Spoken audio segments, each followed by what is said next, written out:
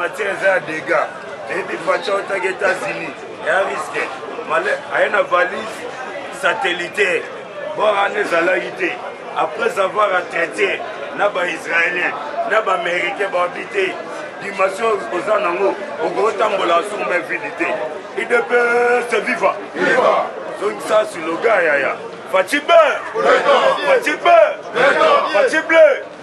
yaya, tati de Mezawa, Kabila Bileki, Bikoki, Bileki, Biko. Donc Fati, la minute, oyoyo. Oh, Nandeko, Amen, Ake Kasai, na Mama Denise, yaya, Ezande Souka, plan o eza plan moko ya Souka, Shadari na Kabila, Bokanga Bisaka Bobo Kende. Parce que tactique Ezawana, Mike Amer, accompagné Maman Denise, Wata la Mabela Kasai. Vous voyez pas qu'elle n'a États-Unis. La Mabela Kasai, ni de l'Ekagi Kuna, tout le monde a dit Babomaki, Bakasayen. Kabila Zouatindi Basoda, pour ma population civile, Bako Saka Mona Sap. Depuis quand Nakasai, tu as eu ma guerre. Kasai m'a guerre et ça l'a raté. Kouné la rende, beaucoup de bon seba. Do senti pena masangu badi normal. Mais Kabila Tindagi Batu, Babare Batu Kuna, pour diminuer effectif. Toute la participation, il y a des électeurs pour en avoir pour voter pour Pétier. Il y a un si ça va casser, prévenez que va casser, qui m'a dit non, ça les côtés Kuna. Dossier autres cas, dossier Toki. Il peut se vivre. Il peut se vivre. Dans la minute, en tout cas, Moussa les autres na parti, Fatia Tazobima. Tout le monde a jamais Kaboun, président Aïe, tout le monde a Augustin Kabouya, Yassimbi Baz, Yemita géré. Alors, biso tout Fotozala, Nassima Nabango, parce que Modo Dobo va appeler ça, il y a un biso to exécuter. Donc, au côté Mato, il m'y pandite.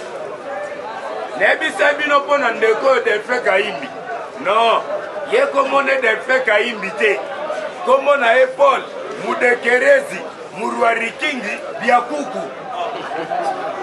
Wana miyibi ya Congo. Papa yo na mono za mukala muka. Yo ba pesa yo kombo ya Rwanda. Yo zoboya. Yo na mono yo za bisote. Il ne peut se vivre. Il ne peut se vivre. Na lo bato na lo bate. Na bandela kombo to na bandela ke. Yaya Kabila infiltré biso na ba Rwanda. Ye boko na nutata na ye. Kombo na ye nani. Hippolyte Kanambe. Hippolyte Kanambe Mutuale. Boza la presete ba combattant. Wana tata na ye. Mais ye moko kombo na ye Kabila nsua. Hippolyte Kanambe Kazemere. Mais là ye na Congo, boba yiba ba kolta. Boba faire souffrir population congolaise. Nanani, Ujana, Mama Olive, Oye Azokotisa, Biloko Mabena, Katia République démocratique du Congo. Totimbelio déjà. Plan Tikangu. Et pourquoi il faut éliminer Naba comédien. Comment yo traite Bangote, mais yo c'est la Kagaliwa. On nous a commis sa venir na Bangote. Yo nous a liwa, ok, non, Kunda Bangote. Yo comment Kunda et puis Nambongo Boyibaki. Pour répondre non. Alors, na Congo, ayo koma nani, oh Joseph Kabila, Kabany, et wana komo na ote. Tomoni lisusu, oh Delphin Kaimbi, yaya, yeba oti kodi mbikaye. Pourquoi dossier Kasai, yana atange la bino, oh esentro, tokota na mozindo. Toza kokota na mozindo toyeba. Fati États-Unis kenda ko sala nini. Benini ba américain ba assuré. Ba assuré nini. Be ba juif, ba israélien. Yaya, ba ngonde ba simbi Fati. OK na minute oyo. Même États-Unis d'Amérique a une possibilité ya kobundana Israël. Il peut se vivre. Slogan il peut se vivre. Yaya, même États-Unis d'Amérique a kobundana Israël. Parce que Israël est un pays, il y a promesse que le pays doit soutenir Israël akozala béni financièrement matériellement na makasi nyonso yo tomoni États-Unis ndenge azala barisi banegligeaka Israël baallemand banegligeaka Israël epuis baalemand bango bakenda mosika koboma baisraélien yongo lelo bana échec total lelo na Allemagne armée régulière ezalaka te baka na police mpo na défense mpo na kokengela mboka armée na Allemagne armée régulière ezalaka te du biso grâce à Fachi Béton programme oyo ekendaki ya IPAC ebele bayeba te IPAC wana ezala na bagrands investisseurs oyo ya monde oyo basimbi les États-Unis bati mpo baza na kati bati mpo bazopilone monde mpe les États-Unis bagrand bailleurs de fonds nde baye balobi boye na nsima makambo oyo Fachi yo toosimbelo industrie c'est-à-dire basociété zoya tomona basociété yebele ya mituka nasiki boyebi ke société moko ezalaka Cobra oyo banda kosala bamine ezala toujours ya bajisi balobi boye Fachi côté sécurité na yo renseignement na maboko na biso IDPS viva donc place ana moto asimba su Fachi aza te donc Fachi ndenge à travers président Jean-Marc Kabund akabund alobeke ti mokolo yesu akoya ezalema sekite parce que États-Unis asimbi Israël asimbi donc bazwi pena Fachi bebe bameme pena bebe moke yaya eza dega na minute oyoyo Mike Amer kuna dossier na tie bandaki ya bamona yake te côté renseignement militaire Paul Mudekeres Murwari Kindi Biakuku to éliminé obino bobengaka Delphin Kaimbi non ngana yebiela auta Rwanda le baya na babotine azalaki na kombo wana ya Paul Mudekerezi Murwari Kindi Biakuku wana nde freno na ye mele akomia wa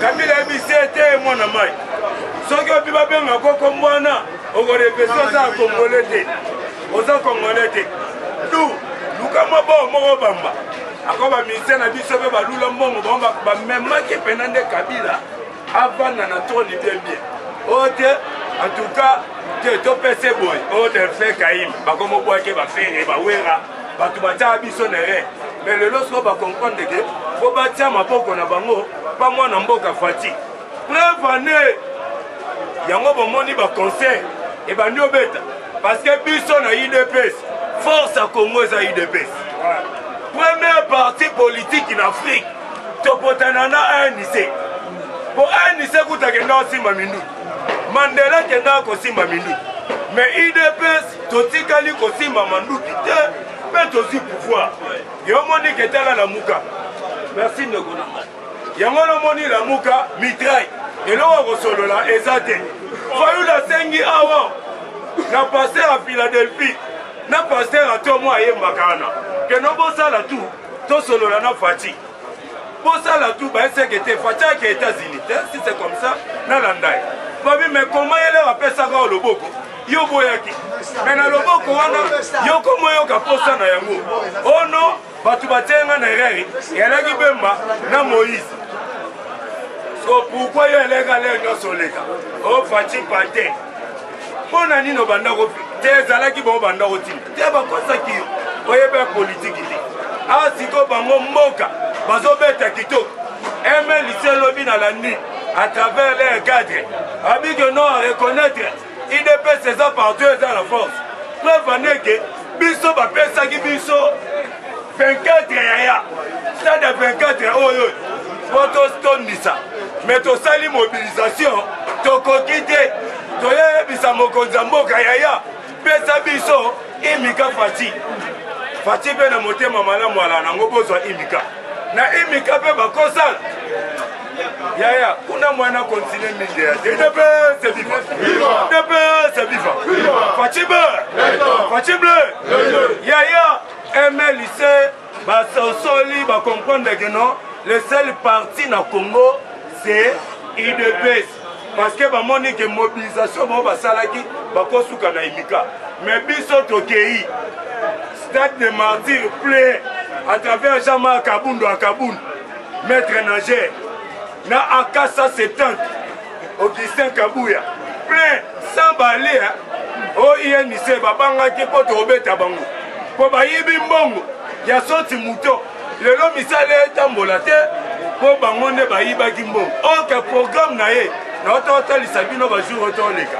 ayakaki pembe na Fati plan oyo Kabila atindaki ye mpona bloke misala leranda kobloke misala Fati atengama Fati réputation na pas peuple et bien pour crédibilité et qui t'a idée c'est vivant alors moi on te coach sur un masolo minine to bandi idée c'est vivant Fatibé voilà justice Kabila Sada et leurs complices seront bientôt arrêtés par l'affaire meurtre des experts de l'ONU au Kasaï. Depuis c'est vivant. Amen. D'intosé boye Mike. Amen. Débaye boye dossier à ma paix. À quel Kasaï ça teke pour accompagner toujours quand maman batambola inutilement. Maman tebi masolo. Pour maman takuna. Ma Denise akuna. Pata mousse masolo tout. Parce que tes inés s'impliquent dans ma campagne. Abi Fati, tant qu'ils ont oumela, cette fois-ci, Bissomoro toko aider. Parce que Nyonso, et Sozana, malade satellitaire, et Sozi. Donc, rayon au Fati Aza. Pistolet, et Robert, et ça l'a bloqué, Robert Tate. Donc, rayon n'a une sonne, sera vendu à Wao. Donc, Zan Mobimba. Ok, Tinaba, hôtel de vie. Okititi na bakabinda Mobet abali ezate tout est bloqué et puis yon a rayon ona soko yo kota na mundu kino lali kune repéré parce que si gazan direct satellite et contrôler programme tout bon yo so yo aussi mbela fatiwa yangana ba merke ba bisi fati ko kita yo zo kita wasu na tamo te bo kita na maikamer on le bo pesa comme moko baluba c'est vivant. Avec façon, na moni moi na mobile azosala mosala. En tout cas, on a commis na poste na changer nationalité, na comme Muluba. Bref, année, bon pesa déjà comme ya Muluba, c'est vivant. Comme on a eza awawa, oh ba pesi ba benyele kuna. Na ye bisabino. Mais tout le ganon na lumba. L'ambassadeur des Isana RDC, Mike Yame, assure que Félix Tshisekedi est déterminé à découvrir les coupables. Babi Boye, Mike Yame, Oya Américain, Oya les Américains, ambassadeur, na Kato Basololi, na Boro Balesi Fati, Yaya, Fati a monté Mamabe. Oya no, ça la biso tando yebate. Biso ne to la qui trop pressé. Mais Fati a monté Mamabe. Et puis Mokoyo, pour nous avancer, il faut monter Mama Bezala. Depuis c'est vivant. Depuis c'est vivant. Parce que Teli Bango Chantillès, Bango les bassins la politique, quand on finit en Fati. Jamais au monde a failli. Jamais au monde a Steve Kivoit. Jamais au monde a elle n'a Bango Moussi Tumbuma Misu. Yemisu n'a pas au monde à la mine. Et Luka Kessiga Mbongoza, Bonaï Baba Asom Babandam. Il ne peut se vivre. Côté Mama Bé, qui a créé trouble pour investisseurs Bayate. Ceux qui troublent en ayant créé. Est-ce que n'a pas nous ne pas à la Kimia? Est-ce que le peuple est à la Kimia? Yemova est à la Kimia? Nous sommes nos obos et pour Mouninga Sala bien. Ok, yo Salakina Kabilo, Yibi Bambon Bele, Mouta qui peut au coup de Zate. Ok, dossier naé. Pour le loté à Minité, na oyana ngolobi, pour un rapport à ma ping, na kati kunaza, mais tu évolué. Ah ouais, Issa lobby, États-Unis, que Félix a bien déterminé, a motivé, a on a pas un coupable, c'est-à-dire bateau, on va commettre qui va crime na Kasaï, on va bomber ba Kasaï inutilement, on va bomber qui va congolais, parce que ba Kasaï va congolais, on va bomber qui va congolais inutilement. Qui les deux experts, notamment Zaïda Catalan, Michel Sharp, UDP c'est vivant. Les ambassadeurs des ISA, en RDC Mike Amer, ainsi que Félix Tshisekedi est déterminé à découvrir le coupable. des coupables qui sont déjà connus. Il ne peut se vivre. Ne peut se vivre. Des coupables qui sont déjà connus. Apparemment, les Israéliens est déterminé à avoir la peau de tous les grands criminels qui étaient au service de Kabila. Babi que Batouana déjà et si Bayebani, parce que Kobomba Mate, Terre Kobomba Bango, et ça lisusu te bato batravaillaki na Kabila na opération na ya kobaraka bakasayen et puis ya kosalaka ya koexécuter bexpert wana oke mission ya bexpert ezalaki koyeba pourquoi guerre ya kamwena sapu et puis guerre yango ndenge ni boobunda guerre ya kamwena sapu mais booboma bacivil oyo baaki osala bilanga comment bato baaki otoka na bango mai mpo baki olamba na ndako bino FARDC badivision d'infanterie ekiti eboma na bana classe donc se bayebi oke oza kasayen fo babeto bali donc se bayebi oke oza no mukongo babeto bali te o musoi babeto bali te mais soki oza kaka kasayen donc FARDC fo babeto bali awawa yango wana dossier bango bayeleli donc bacriminel oyo bakometaki baacte wana ils seront poursuivis ils ne peuvent se vivre donc continue les is a déterminé à voir la peau de tous les grands criminels qui étaient au service de Kabila, y compris lui-même. Il ne peut se vivre. Mamou Masso, Mamou Masso, Mouete, Lumbe,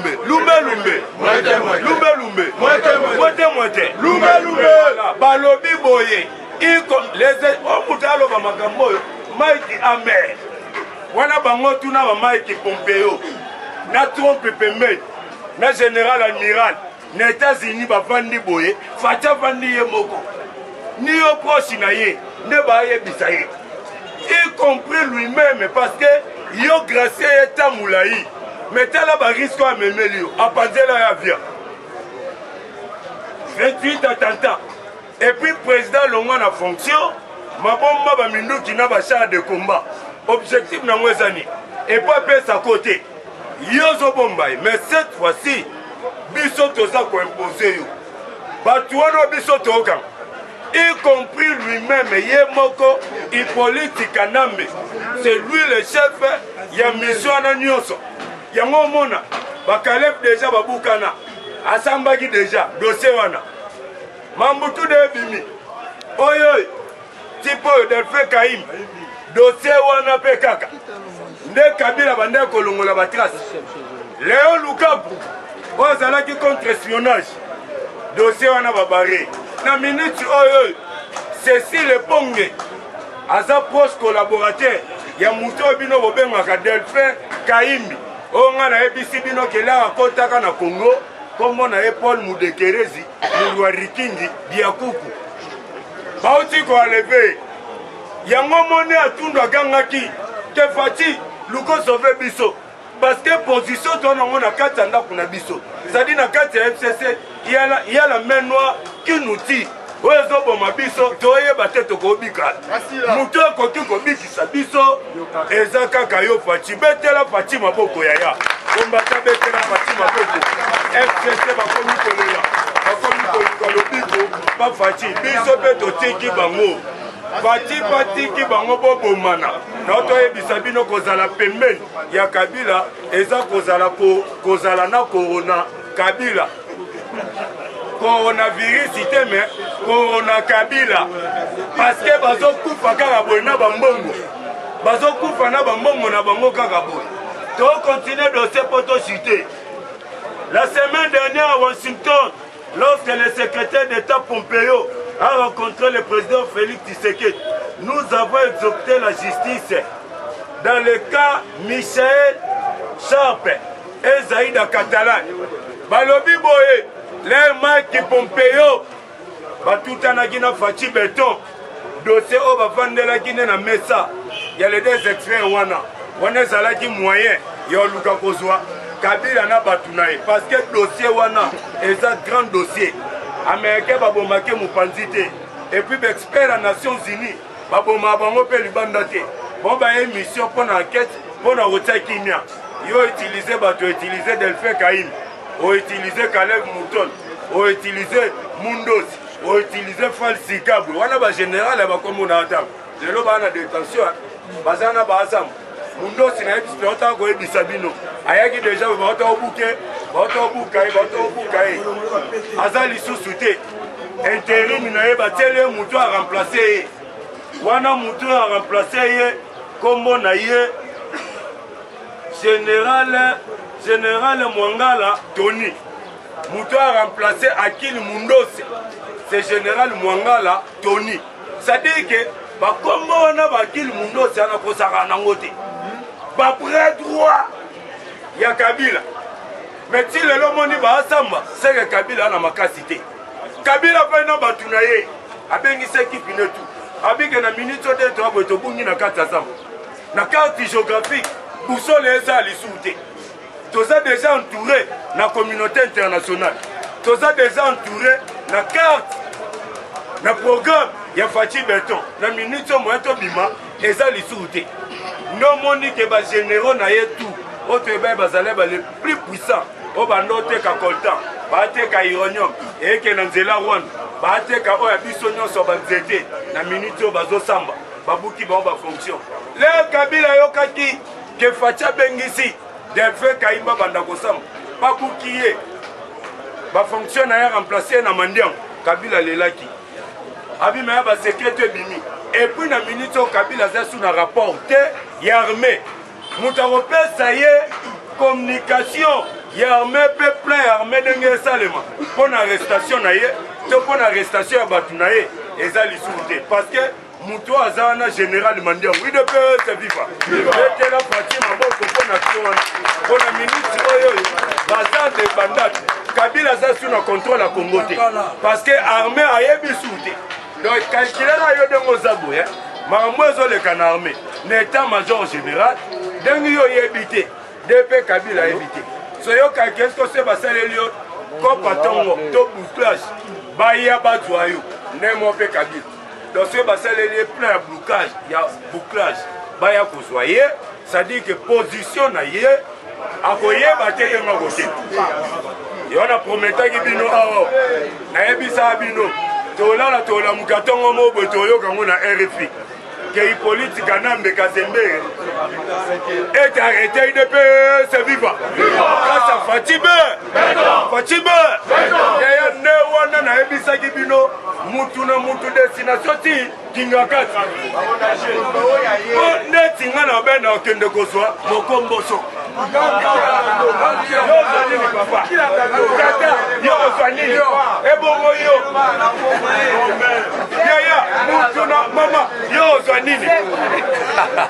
Maman biso c'est vivant. Alors tu continues pour toi Lisa parce que le dossier est très sensible et c'est que tu penses alors balobi boye les juges sont déterminés à voir la peau de tous les grands criminels qui est au service de Kabila, y compris lui-même. La semaine dernière à Washington, lorsque le secrétaire d'État Pompeo a rencontré le président Félix Tshisekedi, nous avons exhorté la justice dans les cas Michel Chap et Zaïda Catalan. Le président a réitéré son engagement à découvrir les coupables. Babi, le président a réitéré son engagement à découvrir les coupables. Donc Félix Tshisekedi a bakisi confiance à ye, a percé le sous, bokasi na ye nyonso, ke ba coupable wana ba monana. Ok, ngai na yo, toyebi ba coupable zananu. Numéro 1 c'est Joseph Kabila. Numéro 2 c'est Kaler.